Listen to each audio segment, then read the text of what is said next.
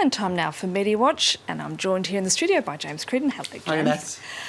There, we were just talking there about the announcement of the closure, the very gradual closure, as the Interior Minister is putting it, in Calais, and that, of course, is making a lot of headlines here in France. It is indeed. It's the top story, really, on most of the news websites in France today, with politicians, in fact, such as Aylan Kurdi, who was one of the hopefuls for the presidential nomination on the political right, going in person to the camp in Calais. It's become a real flashpoint for the issue of migration and refugees in France, and of course with the year that France has had with terror attacks, with security concerns.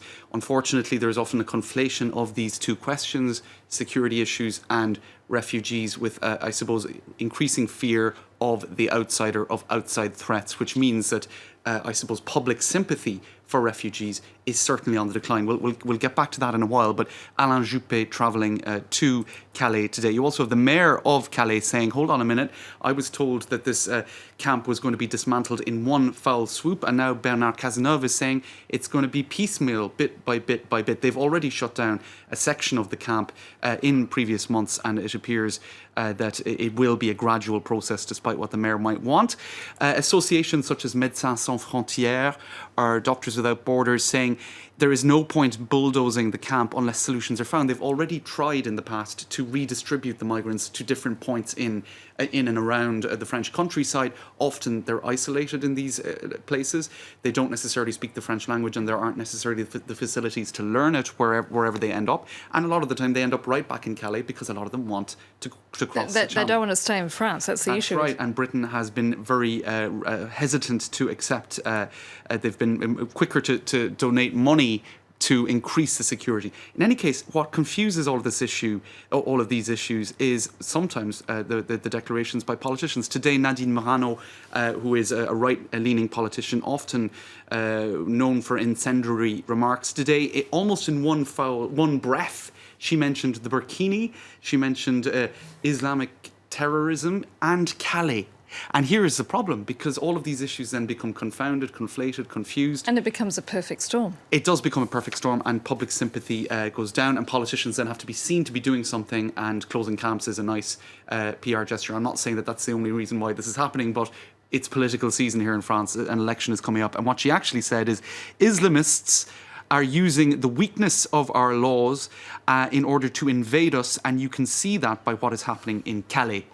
So Islamists, Calais, and I think there are pretty much no Islamists at the camp in Calais, as far as I'm aware. Well, now moving on, it's 1 year since the death of that tiny Syrian boy, Aylan Kurdi, and of course many news media outlets, including ourselves, have been marking the occasion, haven't they? That's right, a very sad anniversary, really, and a lot has changed in just 1 year. The father of Aylan Kurdi, Abdullah, has been speaking out, saying something has to be done. 1 year later, we need to end Syria's bloodshed, he said. He was speaking to several media, Bild, AFP and others. The Guardian saying the death of Aylan Kurdi 1 year on, compassion towards refugees has faded for perhaps some of the reasons that we were just talking about. After Aylan Kurdi's very public death, the UK said that they would accept 20,000 refugees over a period of some years. So the Independent now has been looking at, well, has the government kept its promises? In fact, not really. 2,800 people have been accepted, and it would need to be closer to 4,000 a year in order to meet that commitment. But as the Independent says, more recent opinion polls have found that the UK public opinion has been hardening when it comes to accepting refugees. It indeed spiked, if you like, after the very public photograph, which I suppose elicited a lot of compassion amongst the public. Now, just to show you a few cartoons, Annette, here you have one cartoonist by the name of Pedri Paul, who has tweeted this image, and I suppose it implies that the broader issues around refugees and the tragedies that affect them are being swept under the carpet or under the beach here. Of course, Aylan Kurdi washed up on a beach in Turkey. And of course, there was that other little boy who was Omran, who got an awful lot of attention in the media in the last number of weeks after he was spotted in the back of an ambulance covered in debris, and it elicited a lot of emotion, and a lot of people making the comparison, as this cartoonist did. the terrible choices Syrian children face if you stay and if you go. And I think that's quite a touching image to finish with on that topic.